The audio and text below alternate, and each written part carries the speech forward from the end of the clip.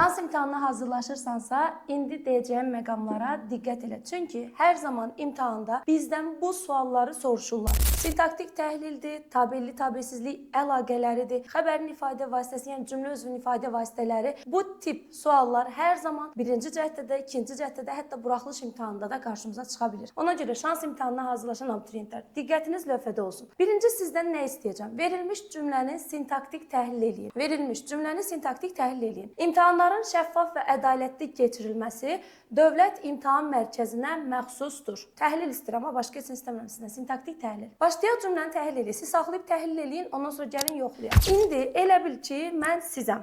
Yəni keçirik şagird moduna.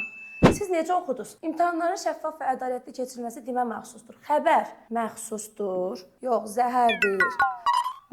Məxsus nədir? Diqqətli ol, bax. Bunu ona görə deyirəm ki, imtahanda bu səhvi eləmə. Biraz düşün, istifadə elə bundan. Məxsusdur deyirsən qoşmadır. Hə, qaydada demişdik ki, qoşma ayrıca bir cümlə üzvü olmaz. Məxsus nə qoşmasıdır? Aidlik qoşması, düzdür? Deməli, qoşmadan əvvəlki sözə doğru gedin. Bu boyda ağırlığı olan söz bizi gözləyir. Mürəkkəbat. Dövlət İmtahan Mərkəzinə məxsusdur. Nə olacaq? Bütövlükdə xəbər. Dövlət İmtahan Mərkəzinə məxsusdur nə? Bütövlükdə xəbər götürdük bunu. Yaxşı, Dövlət İmtahan Mərkəzindən nə məxsusdur? Şagird xəbəri götürür. Gedir oradan götürür, başladı. Şəffaf təyin, ədalətli təyin. Ya da bəzilər deyir, feilin qabağında gəlib, bunu zəflik götürsək olar. Hə, olar bu dəqiqə. İmtahanda da balını kəsəndə deyəcəm olacaq. Demə məxsusdur nə? Bir dənə sual versən, nə demə məxsusdur? Burada bu boyda yəli yalın var. Görsən yəli yalı. Yəli yalı özündən sonra nə istəyir? Mənsubiyyəti. Gör bu cümlənin mənsubiyyəti harda gizlənib? İmtahanların keçirilməsi. İmtahanların keçirilməsi. Bütövlükdə nə olacaq bu? Mübtəda. Deməli,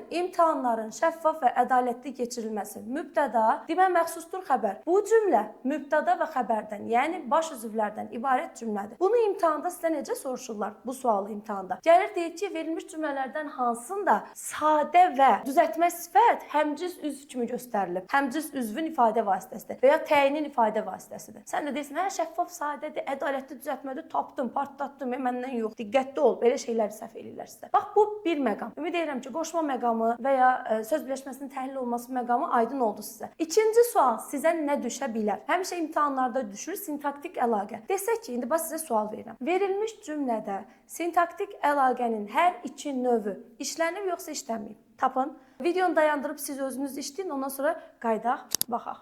Sizdən nə soruşdum mən? Sintaktik əlaqə. Sintaktik əlaqə deyəndə şagird o saat birinci ağlına gətirməlidir. Tabelilik əlaqəsi. İkinci əlaqə nədir? Tabesizlik əlaqəsi. Tabesizlik. Sadəcə səndən əlaqə istəyirəm, düzdür? Əgər burada və bağlayıcısı varsa, görürsünüz, bax, iki sözü bir-birinə bağlayıb da şəffaf və ədalətli. Şəffaf və ədalətli həmcinsdir, həmcins üzv deyil, həmcinslik yaradan sözlərdir. İki eyni söz və bağlayıcısı ilə bir araya gəlirsə, sadalama varsa burada, deməli burada tabesizlik əlaqəsi var. Yenə deyirəm, həmcins üzvlü cümlə üzvü yoxdur.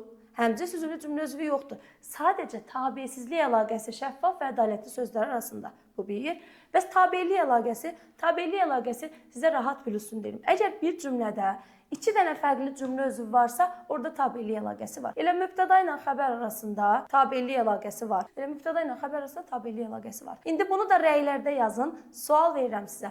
Desək ki, verilmiş cümlədə cümlə üzvləri arasında tabesizlik əlaqəsi varmı? Cümlə üzvləri arasında tabesizlik əlaqəsi varmı? Bunu aşağıda rəylərdə yazarsınız. Əgər bu tipli suallar işləmək istəyirsinizsə, son 15 gününüzü səmərəli şəkildə dəyərləndirmək istəyirsinizsə, yəni imtahanda mən bu tipli suallar işləyim, belə suallar ətrafında imtahana hazırlaşım, bizim şans qruplarımıza qoşula bilərsən. Qoşulmaq üçün 055 597 01 51 nömrəsinə yazırsan, qeydiyyatdan keçirsən və qruplarımızda elə anındaca qoşulursan. Sağ olun.